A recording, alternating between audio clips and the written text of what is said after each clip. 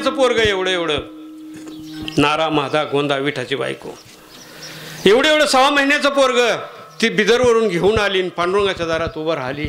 सगळ्या माणसाला समाधीला बसवलं. चंद्र सूर्य तोपर्यंत त्याची समाधी राहील. मीच काय वाईट केलं, या पोराकरता मला ठेवलं. ते पोरग धरलं टंगडेला आणि फेकलं देवाच्या अंगावर. देवाने ती धरलंय बरं का. आणि ते वंश तुझा करीन मी जाताना. तो नामदेवरायांच्या घरातलं सगळे समाधीला बसले, एकटाच फेकलेला त्याचाच वंश चालू राहिलेला आहे पुढं, नाही तर सगळे संपलं असतं. आणि मग देवानं तिला बी समाधीला बसवलं. 14 माणसाची समाधी नामदेव पायरी बशी. म्हणून आपण वारकरी गेलो की म्हणतो काय नाही झालं तर नामदेव पायरीचं दर्शन करून येऊ. आलेल्या वारकऱ्याचं दर्शन होतंय, देवाचं बी दर्शन होतंय. 150 वर्षानं तुकाराम महाराज तिथे गेले. नामदेवरायांचा इतिहास आठवला. काय नामदेवराय भाग्यवान आहेत. पांडुरंगाच्या दारात हरिकथा ऐकायला मिळते, देवाचं दर्शन होतं आणि आलेल्या साधू संतांच्या पायाचं दर्शन होतंय. साहजिकच काय सुंदर जागा गाठली नामदेवरायानं. तुकाराम महाराजांना 41 वर्ष झालते. मला बी जर असली जागा मिळाली तर बरं होईल म्हणून तुकाराम महाराजांनी तिथे एक अभंग लिहिलाय. आयशा भाग्या झालो तरी धन्य जन्मालो, रोळे पाळीन पाया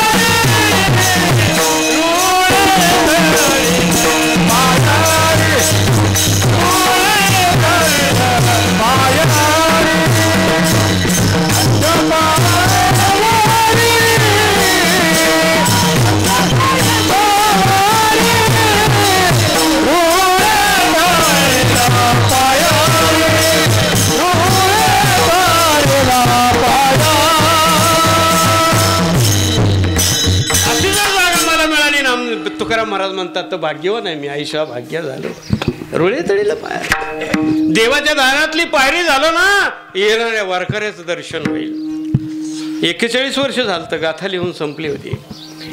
तुकाराम महाराज देवाकडे गेले आणि देवाला म्हटले, देवा ज्ञानोबारायला समाधीला बसवलं, नामदेवरायांनी तर कहरच केला तुमच्या दारात, माझं काय करायचं.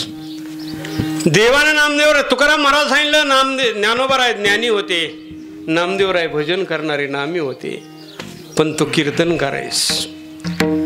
तुमचा सगळा देह पवित्र आहे. तुमचा देह मी असा मातीआड नाही टाकणार. कीर्तन करायचा सगळा योग्याची ज्ञानी माणसाची बुद्धी शुद्ध असते, योग्याचं मन शुद्ध असतं, पण कीर्तन करायचं सर्वांग शरीर सुंदर असतं. हे स्थूल शरीर ब्रह्मीभूत काय बघा. कीर्तनकाराचं सगळं शरीर पवित्र आहे. कसं सांगतो, कीर्तनकाराचे डोळे पवित्र आहे, त्यानं देवाचं रूप पाहिले. त्याचे कान पवित्र आहे, त्यानं देवाची कीर्ती ऐकली. त्याचं तोंड पवित्र आहे, त्यानं देवाचं भजन केलंय. त्याचे हात पवित्र आहे, त्यानं टाळटाळ्या वाजवलीत. त्याचे पाय पवित्र आहे, त्याचे तीर्थयात्रेमध्ये फिरले ते. म्हणून सगळं शरीर स्थूल शरीर पवित्र पवित्रची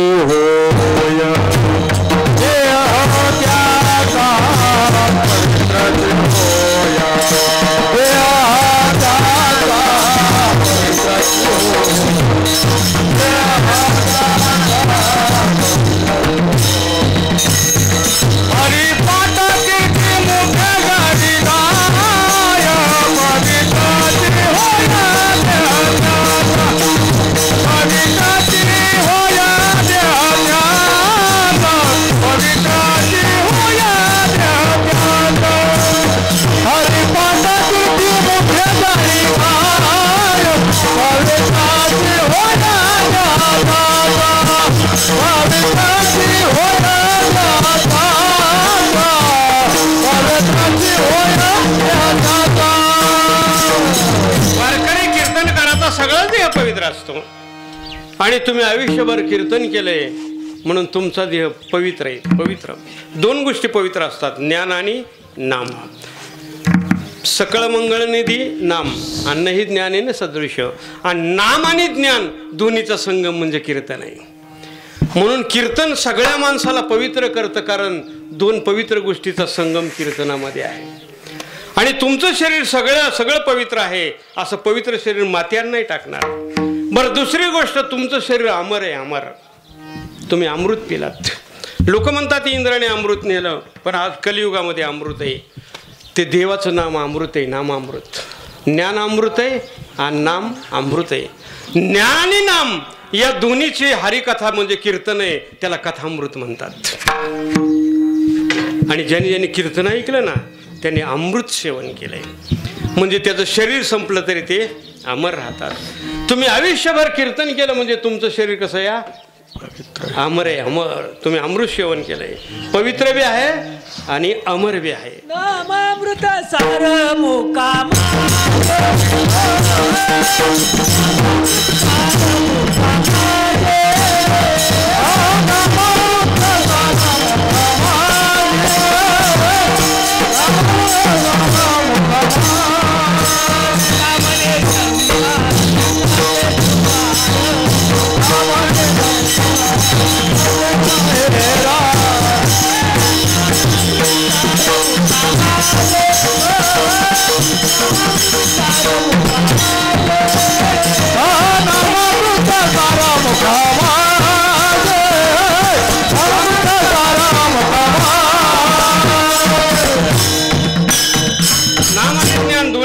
कीर्तनामध्ये. म्हणून कीर्तन साधन सगळ्यापेक्षा श्रेष्ठ साधन आहे. योग, ध्यान, धारणा, जप, तप, अनुष्ठान सगळ्यापेक्षा श्रेष्ठ साधन ठरलं कीर्तन. हे कलियुगामध्ये एकच साधन आहे असं कीर्तनाचं, की जिथं देवानं येऊन नाचावं एवढं साधन आहे. म्हणून कीर्तन हे पवित्र साधन आहे. तुम्ही आयुष्यभर कीर्तन केले. तुकाराम महाराज, तुमचा देह अमर आहे, मग इथं नाही ठेवणार मी, मग काय करणार? पुढच्या वर्षी बीजा दिवशी सकाळी येणार मी विमान घेऊन, आणि तुमचा देह मी विमानात घालणार आणि वैकुंठामध्ये ठेवणार, कारण हा देह पवित्र आहे आणि अमर आहे. पुढे कृतयुग, त्रेतायुग, द्वापारयुग, कलियुग होईल. प्रत्येक युगात योगी, जपी, तपी, संन्यासी, ज्ञानी, मी म्हणणारे साधक होतील.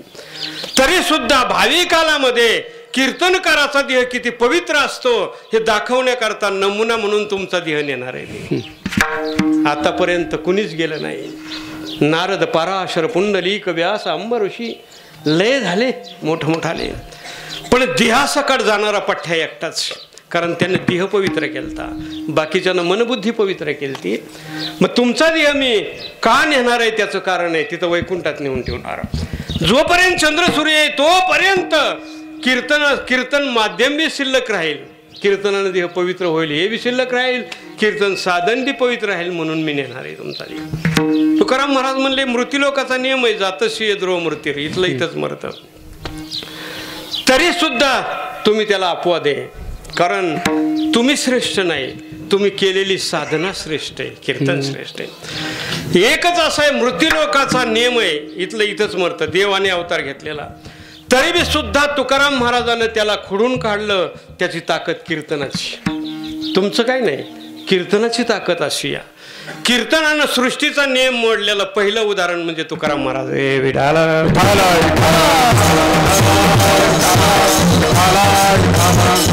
कीर्तनाची पावर आहे या. देह काळाचे म्हटल्यानंतर काळाने हातच लावू दिला नाही. तुकाराम महाराजाला म्हणले तुम्ही मृत्यूलोकातला देह वैकुंठाला नेऊ शकता, त्याचं कारण कीर्तन आहे, कीर्तनाची ताकद आहे. बरं, तुकाराम महाराज म्हणले ते जाऊ द्या, देह काळाचे म्हणतात, तर म्हटले कीर्तनकाराच्या पुढं काळ कधी येतच नाही. भजन करणार वारकऱ्याचं काळाचं कधी, म्हणजे काळाने कवाच त्यांना सोडून दिले. बरं, तिसरी गोष्ट, देह पाचाचा आणला उसना, पंचमहाभूताचा पंचमहाभूताचा आहे. मन पाण्याला द्यावा लागतो, अग्नीला द्यावा लागतो. या पंचमहाभूताने येऊन प्रार्थना केली देवाला. तुकाराम महाराजाला दिलेला देह आम्ही, तुकाराम महाराजांनी अगदी व्यवस्थित वापरला, भजन कीर्तन केलं, म्हणून आमचा त्याच्यावरला हक्क सोडून दिला आम्ही. जाऊ द्या, कारण एखाद्याला ज्ञानेश्वरी दिली आणि त्यांनी वाचली तर आपण म्हणतो राहू दे तुला, तो चांगली वाचलीच. मग सगळ्या तीन गोष्टीची बंधन आहेत. एक सृष्टीचा नियम, दुसरं काळ आणि तिसरी पंचमहाभूत. हे मरणाच्या बाबतीत तिन्ही बंधनं या कीर्तनानं तोडली. विढाला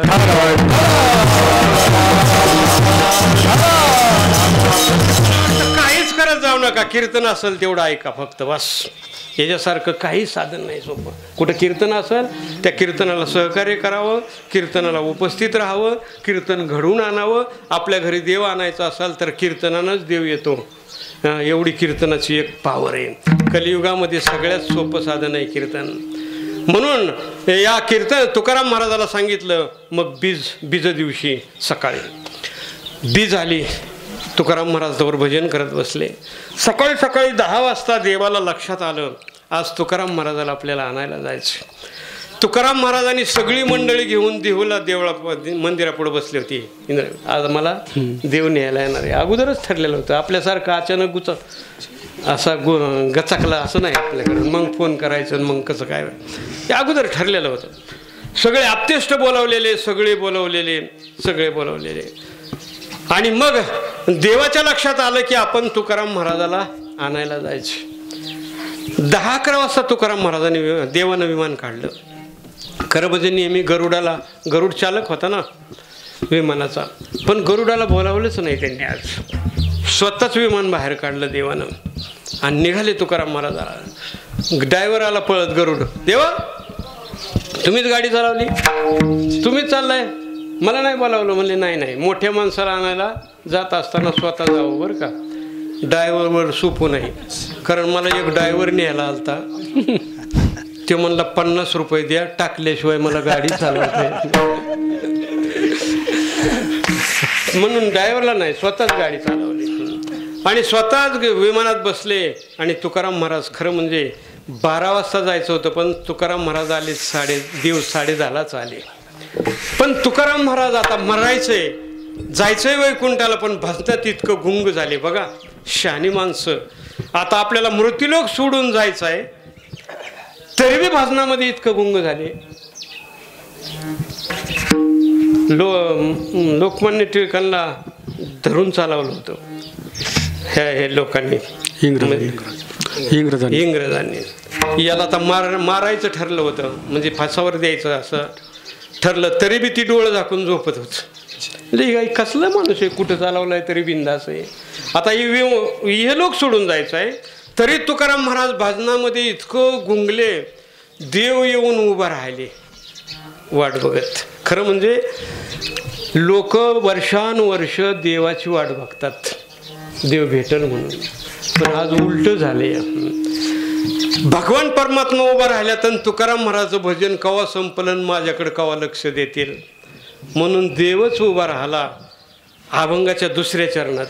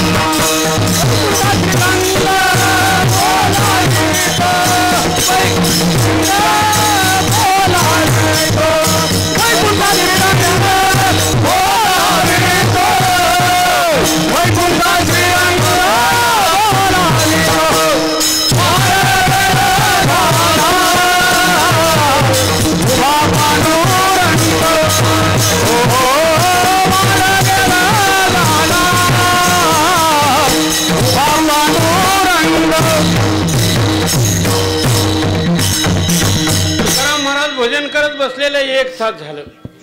देव उभा राहिलाय. मला वाटतं आयुष्यात देवाच्या पहिल्यांदाच घडलं. 1 तासभर भक्ताची वाट बघायची उभा राहून. असं नेहमी वाटप आहे उभा भेटीची, पण ती एका जागेवर उभा राहतो तिथं बोलवतो. पण इथं जवळ येऊन तुकाराम महाराजचं भजन उरकाव म्हणून वाढ वेळ झाला, म्हणजे बराच वेळ झाला.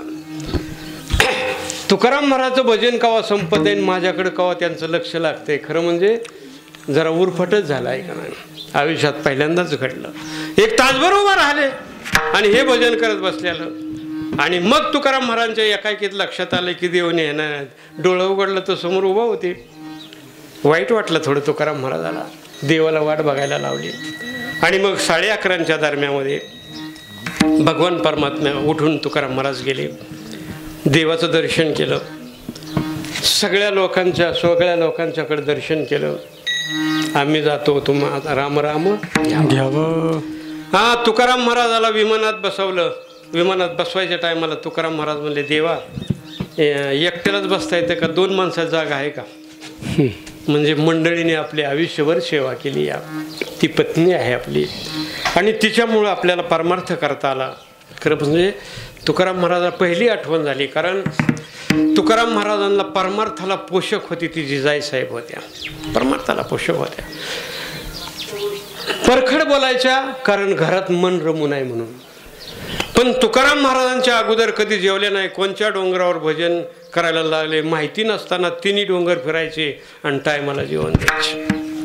म्हणजे अतिशय प्रेम केलं, पण दाखवलं नाही. का? की तुकाराम महाराजांना मोहात पडू नये म्हणून.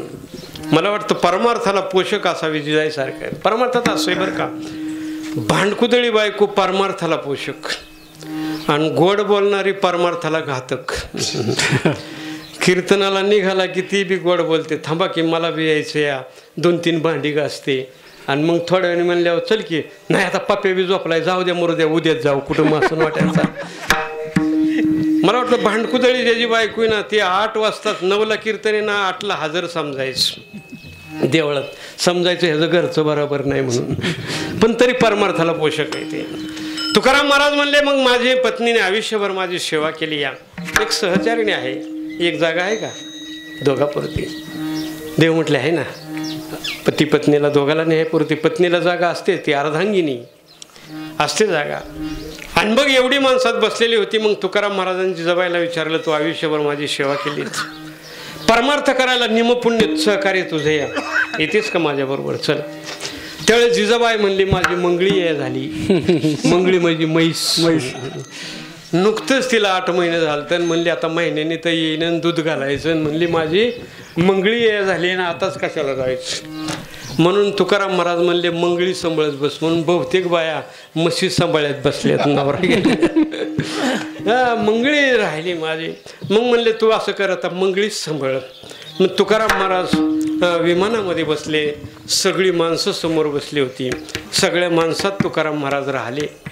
पाहिलं तुकाराम महाराजांनी प्रत्येकाकडे पाहिलं आणि प्रत्येकांचे आपल्यावर काहीतरी उपकार आहेत असे कृतज्ञता असावी माणसानं. कारण प्रत्येक मनुष्य आपल्यापाशी आला की काहीतरी देऊन जातो. फक्त घेता आलं पाहिजे. चांगला विचार देऊन जाईल, एखादा सल्ला देऊन जाईल.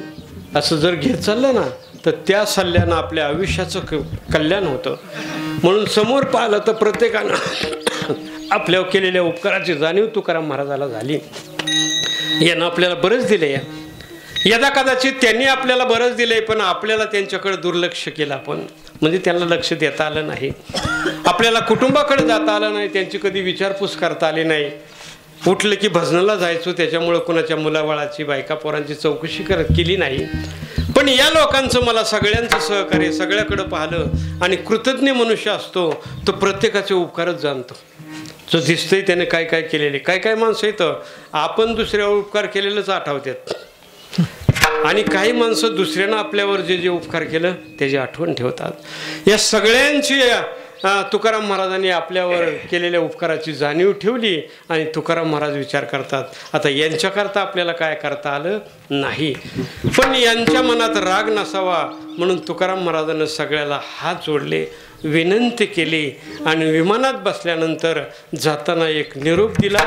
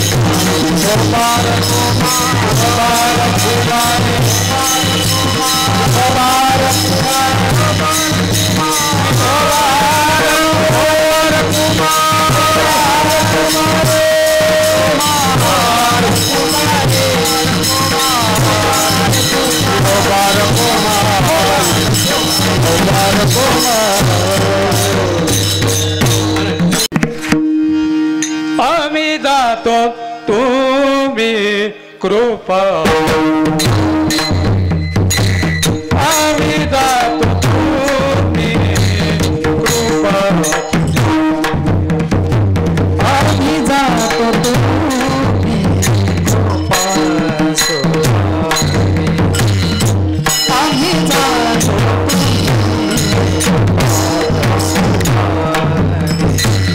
आम्ही जातो तुम्ही कृपा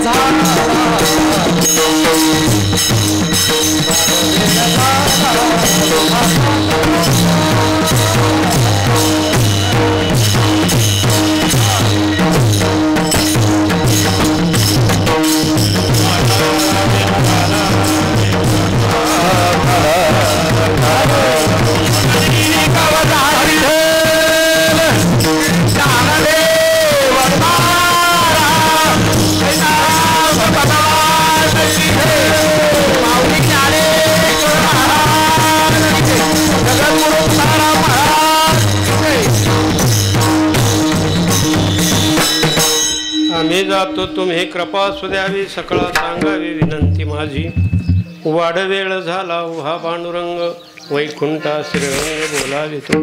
तुकाराम महाराजाला एक बरं वाटलं. आपल्या शेवटच्या क्षणी म्हणजे वैकुंठाला जाताना सगळे आप्तेष्ट जवळ होते आणि भगवान परमात्मा उपस्थित होते. देवा समाजाची कृपा होती, देवाची उपस्थिती होती. मला वाटतं आपल्या जीवनातला शेवटचा अंतकाळ अतिशय सुंदर असावा. पूर्वार्ध आपल्या हातात नाही, कुठं जन्मायचं ते आपल्या हातात नाही, पण काय करून जायचं हे आपल्या हातात आहे. उत्तरार्ध आपल्या हातात आहे आणि आपल्या पूर्वार्धाला फार महत्त्व नाही. पूर्वी काय केलं त्यानं याला फार महत्त्व नाही. शेवटच्या क्षणी त्यानं काय केलं याला फार किंमत आहे. वाल्याकोळ्याने अगोदर काय केलं त्याला किंमत नाही, शेवटी रामायण लिहिलं त्याला किंमत. मला वाटतं पहिलं खुडून जातं आणि शेवटचं मनुष्याच्या बरोबर येतं. म्हणून मनुष्याचा शेवटचा कालावधी चांगला असावा. आणि गीता भगवंतांनी आश्वासन दिले, अंतकालेच मामेव स्मरण मुक्त्वा कलेवरम ह्य प्रयाती समद्भावम इति नास्त्यत्र संशया. मरताना माझं स्मरण करतो किंवा मला पाहतो, तो माझ्या स्वरूपात विलीन होतो हे निसंशय. म्हणजे मनुष्याचा पूर्व कालावधी जाऊ द्या, शेवटचा कालावधी त्याचा चांगला असावा. शेवटच्या कालावधीमध्ये जटायूचं रावणाचं युद्ध झालं. पंख उपटलं, रावण निघून गेला. पण शेवटच्या क्षणी रामाला बातमी सांगायची होती आणि रामाचं दर्शन करायचं होतं म्हणून जटायू थांबला. आल्यावर पाहिलं, रामाने मांडीवर घेतला, जटायूने बातमी सांगितली रावणाने नेलेली. लक्ष्मणाला सांगितलं पाणी आण, पाणी पाजायला लागले, पाणी पिना. कारण त्याला माहिती होतं शेवटचा कालावधी आहे, पाणी पिण्याच्या नादात रामनाम बुडन आपलं. मग लक्ष्मणाला राम राम म्हणाय सांगितलं प्रभू रामचंद्रानं आणि मग पाणी पिला. जातीचे ते चढे प्रेम पक्षी म्हणे राम राम राम. मला वाटतं अंतकाल किती जपावा. वाल्या तो सुग्रीवाचा वाली राम समोर होता, लक्ष्मण रडायला लागला. कारण लक्ष्मणाचा अवतार शेषाचा आहे आणि वालीचा अवतार शेषाचा आहे. मग ते लक्ष्मणाकडे पाहून प्रभू रामचंद्र म्हणतात तुला दुःख वाटतंय ते कळालं, मग उठू का वालीला. वाली म्हणला नको नको नको. अरे तू उठवशील, तुझ्याकडे ताकद आहे तशी देवा, पण मला असलं मरण यायचं नाही ना. जन्म जन्म मुनी पावत आई अंतकाली राम आवत नाही. जन्मच्या जन्म तपश्चर्या करणाऱ्याला मरताना राम आठवत नाही. आज राम माझ्या समोर उभा आहे आणि रामाच्या बाणानं मरतोय. असलं भाग्य कुठे येईल मला परत. मनुष्याचा अंतकाळ गोड असावा. तुकाराम महाराज म्हणतात याच्यासाठी केला होता आपण पूर्वार्धात काय केलं सोडून द्या, जाऊ द्या. भावी कालामध्ये आपल्याला काय करायचे ते ठरवा आणि वेळीच ठरवावं. असे मरण माणसाला येतच असतं. मरण येताना सूचना देतं तुम्ही परिवर्तन करा म्हणून. बघा अगोदर कानापाशी केस फिकतो माणसाच्या. कानापाशी केस फिकला की समजायचं मरण जवळ आलं, या आपल्या काय उपयोगी पडेल ते तयारीला लागा. जरा करणमुळे सांगू आली गोष्टी. केस का पिकतात? केस काळी तोपर्यंत पोरांच्या करता जगायचं. त्याला जमीन घेऊन द्या, बंगला बांधून द्या, लग्न करून द्या, दोन द्या, काय नाही. पण ज्यावेळेस केस पिकायला सुरू करतील त्यावेळेस ठरवायचं यातला आपल्या उपयोगी पडत नाही, आपल्या काय उपयोगी पडेल ना ते जमवाय सुरू करायचं. इथून आपल्याला काय नेता केस ते घालता पिकतात. काय काय पिकलेली काळी करतात पण तरी बी ठरलेलंच आहे ते. काळी करणारच मरतो, ते जगत नाही, बाकी त्याचं सोडून. म्हणून मला वाटतं सूचना मिळते अगोदर. म्हणून सावध होई बापा काळ लागला. सावध करण्याचे इशारे आहेत ना बरेच आपल्याकडं. सावध करण्याचे कानापाशी केस पिकला की दशरथ राजानं आरशात पाहिलं आणि दाढीचा केस पिकलेला दिसला. ठरवलं उद्याच रामाला गादीवर बसवायचं. कारण केस पिकला म्हणजे कधी मरण येईल सांगता येत नाही. कानापाशी केस पिकला की मरण येईल, 2 दिवसात येईल, आठवड्यात येईल, वर्षात येईल, 5 वर्षात येईल. तारीख ठरलेली नाही पण मरण नक्कीच येईल. तुम्ही ऊसावाली इथं ऊसवाली चिडबाई तुमच्याकडे चिठ्ठी घेऊन येतं, तुमच्या ऊसाला तोड येणार आहे, पण तारीख नसती. त्याचं काय सांगता येतंय, उद्या बी टोळी बसन एखाद्या वेळेस किंवा 8 दिवसांनी बसन, पण टोळी नक्कीच बसणार आहे. चिठ्ठी आली म्हणजे टोळी बसणार आहे. तसं केस फिकलाय म्हणजे मरणार आहे, कवा बी टोळी बसणारच. तिथूनच सावध व्हायचं, तिथूनच सावध व्हायचं. बऱ्याच मरणाची भीती वाटते, पण मरणाच्या काय काय सूचना आहेत बरं का, त्या सूचना बघून तरी सावध व्हावं असं आहे बरं का. तुम्ही कधी मरणार आहे जरा ज्ञानोबरायांच्या अभंगातून सांगतो, खोटं नाही बरं का. दोन्ही कानात 2 बोटं घालायची, दोन्ही कान. आता घाललं का कोणी, कारण आताच प्रतीती आली तर इथंच बॉम्बलाय सुरुवात होईल. दोन्ही कानात 2 बोटं घालायची. आतून आवाज येतो जनरेटर सारखा. तो आवाज नाही आला की 9 दिवसात मनुष्य मरतो. किती? 9 दिवसात. त्याला 17वी कळा म्हणतात. 17वीचे सन्निधी. किंवा त्याला अनुहात वाजती टाळी, किंवा चरण नसता वाजे धुमाळी. ती आतला आवाज असतो. तो आवाज नाही आला की 7 दिवसात मनुष्य मरतो. कानात बोट घालून बघच अधून मधून. नाही आवाज आला तर समजायचं शिवरात्रीच्या अगोदरच आपण आपली पापणी बघायची. पापणी नाही दिसली की 7 दिवसात मनुष्य मरतो. किती? 7 दिवसात. इथं बोट घालायचं डोळ्यापाशी, इथं बोट डोळ्यात नाही कडेला चक्र येते एक चक्र. ते चक्र नाही आले की 3 दिवसात मनुष्य मरत. बघत जावं अधून मधून रविवारच्या बाजारापर्यंत. नाही तर मला वाटतं मी ती काढायला आली असती तर शनिवारीच न्या कुठेतरी. काय बा सांगावं, रविवारचा आपल्याला धोका मिळाला तर बघत जावं. आता सगळ्यात महत्त्व सांगतो आजच्या कीर्तनामध्ये, ज्या दिवशी नाकाचा शेंडा दिसत नाही त्याच दिवशी मनुष्य मरत. मला वाटतं एवढं ध्यानात ठेवा आजच्या कीर्तनात. सकाळी गाडी काढायला सुरुवात केली की नाकाचा शेंडा बघायचा. नाही दिसला की पाहुण्याला फोन करायचं, सरपण गोळा करायचं. त्या दिवशी नक्कीच मरणार. नाकाचा शेंडा दिसत नाही त्या दिवशी. आता सावध राहा, रोज सकाळी बघायचं. आता काय काय नाही बघितला बी बेनं बहुतेकानीच बघितला, सगळ्यालाच बी असते. ज्याचा दिसला त्यांनी घाबरू नका, संध्याकाळपर्यंत काहीच होणार नाही तुम्हाला. उद्याचं उद्या बघा. पण ज्याचा दिसला नाही त्यांनी समजायचं आज वर्षाने आपलं वरी सराद आहे म्हणून ठरलं. पण मी म्हणतो काही का असा ना, मरणार तर आहे. सगळेच मरलेली पाहतो. तुम्ही बऱ्याच लोकांच्या दाव्याला गेलाय म्हणल्यावर तुमचं सोडील काय कोणी. तुम्ही लोकांच्या वर्षसराची बुंदी खाल्ली म्हणल्यावर तुमचं कोणीतरी खाणारच की बाबा. इडीत होई तिथं उसण्याला उसणं देणारच की. तुम्ही 3-3, 6-6 पुऱ्या खाल्ल्या, तुमची बी खाणारी आहेत ना माघारी. म्हणून मरण शेवट येणार आहे सगळ्याला. मरणाच्या आधी सावध व्हावं. पण शेवटचा कालावधी मनुष्याच्या जीवनामधला चांगला असावा. कारण मनुष्याचं शेवट, या जन्मातली शेवट पुढच्या जन्माची सुरुवात असते. असं आहे.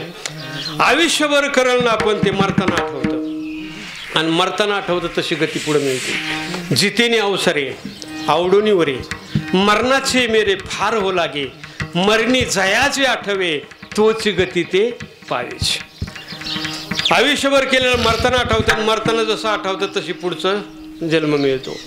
म्हणून पुढचा जन्म चांगला मिळावा म्हणून या जन्मातला शेवट चांगला असावा. मरताना राम म्हणा, पुढच्या जन्मात जन्मतानाच राम म्हणणार. मागचे संसार पुढे चालू असतात, मागचे संसार. म्हणून यातला शेवट म्हणजे पुढच्या जन्माची काय सुरुवात आहे. म्हणून आपल्या जीवनाचा शेवट गोड असावा आणि जेवणाचा शेवट गोड असावा.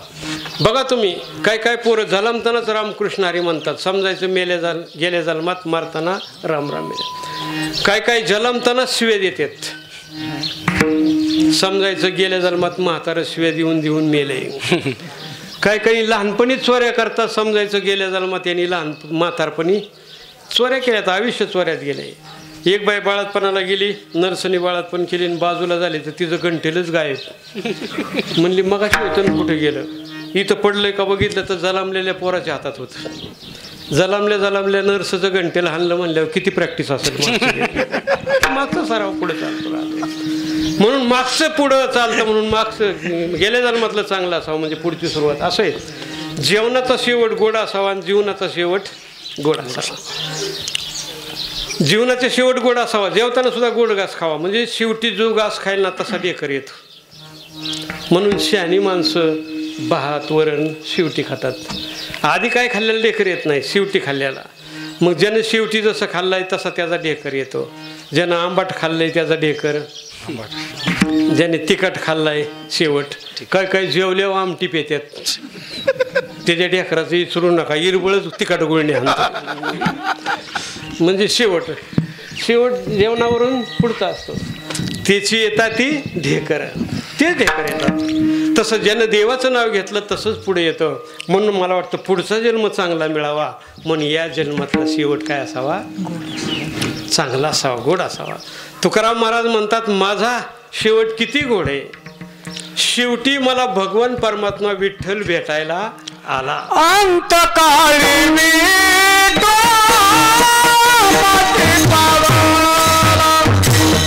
अंतकाळी